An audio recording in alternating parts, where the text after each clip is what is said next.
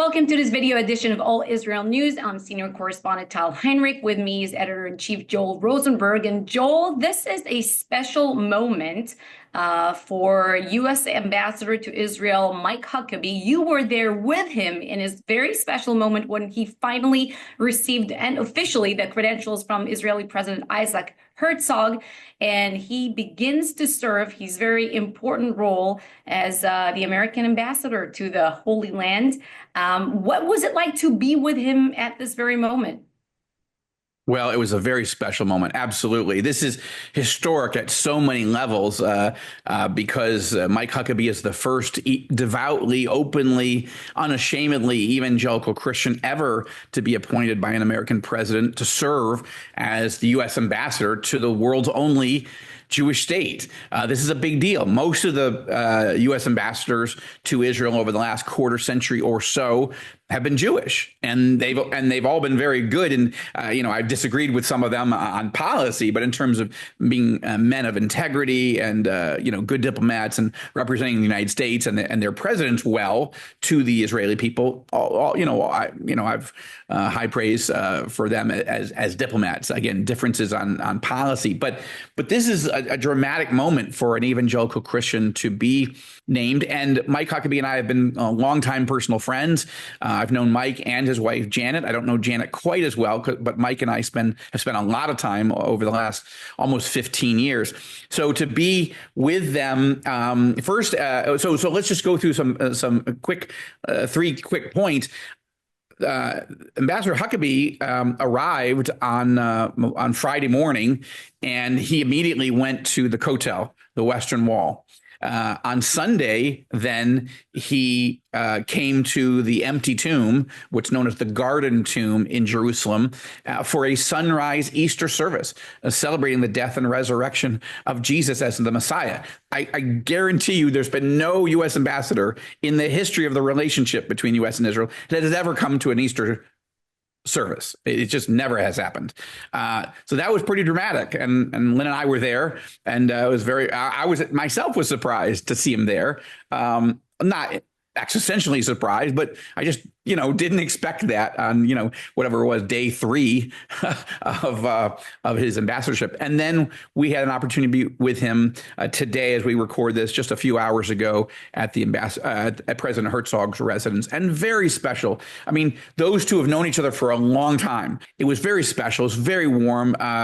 President Isaac Herzog calling Mike Huckabee not just his friend, but his brother, because they, the relationship goes deep.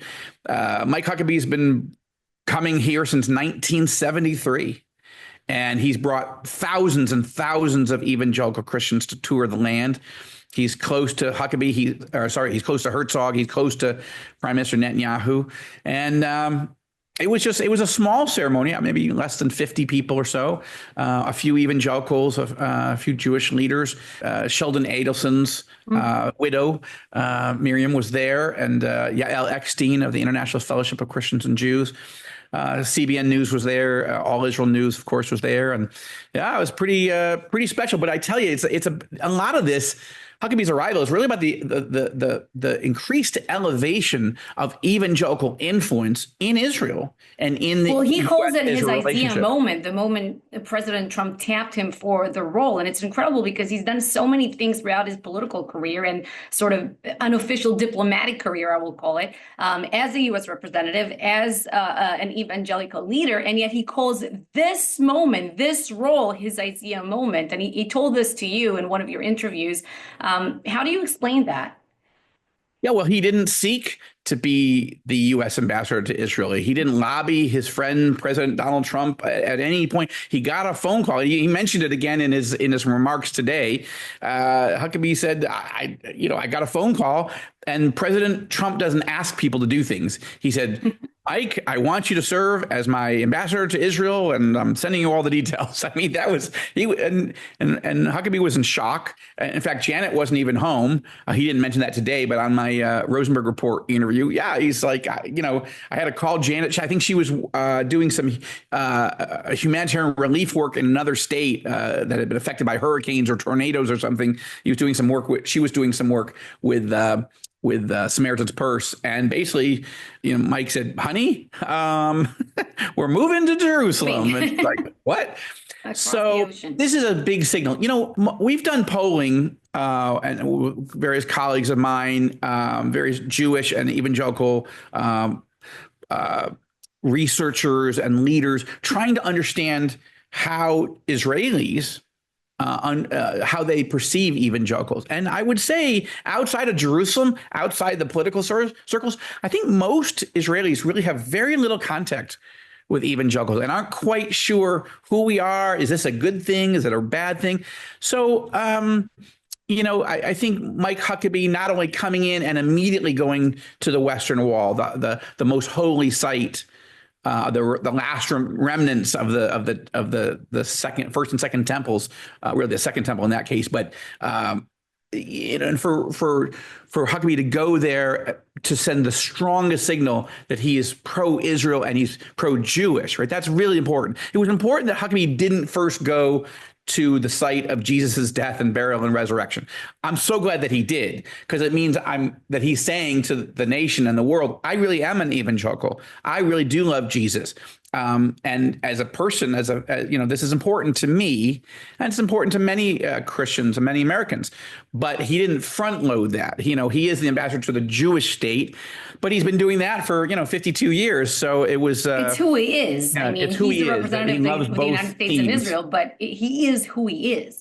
Yeah, he did have also dinner on Friday night with Prime Minister Netanyahu and his wife, Sarah, and Mike's wife, Janet. So that's a relationship that's gone back 30, 35 years. They see each other almost every time Mike Huckabee comes to the country.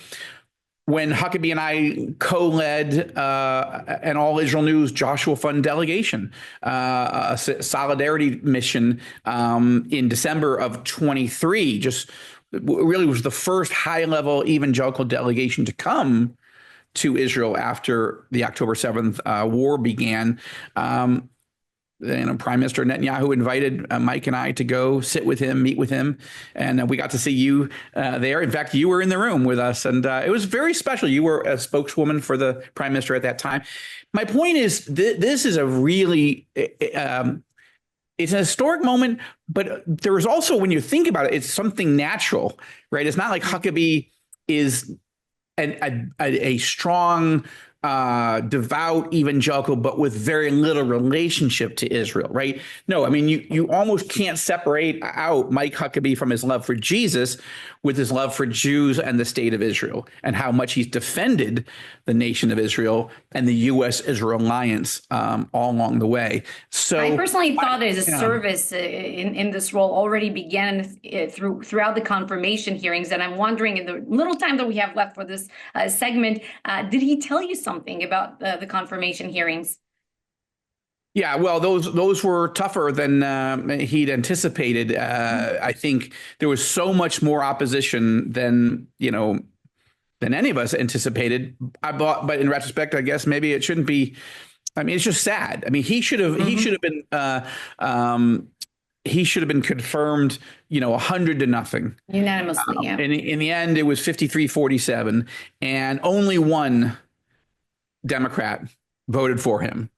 I'm glad it was bipartisan. This is John Fetterman of Pennsylvania, who, for his own antics and the fact that he wears sweatpants to the Senate and his own health issues, but still he's really shown himself during this war as being super pro-Israel, and bless him for it.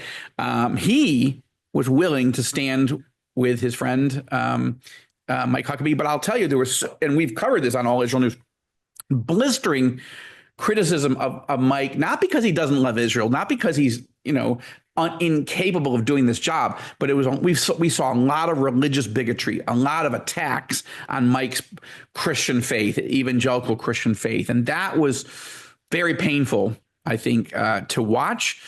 Nevertheless, he was confirmed. Here he is, and he says he was, a little bit emotional, not, crying or anything, but he got a little teared up. He said when he heard the U.S., the American, national anthem played as he, walked down the red carpet, arriving at the president's home. It was very special.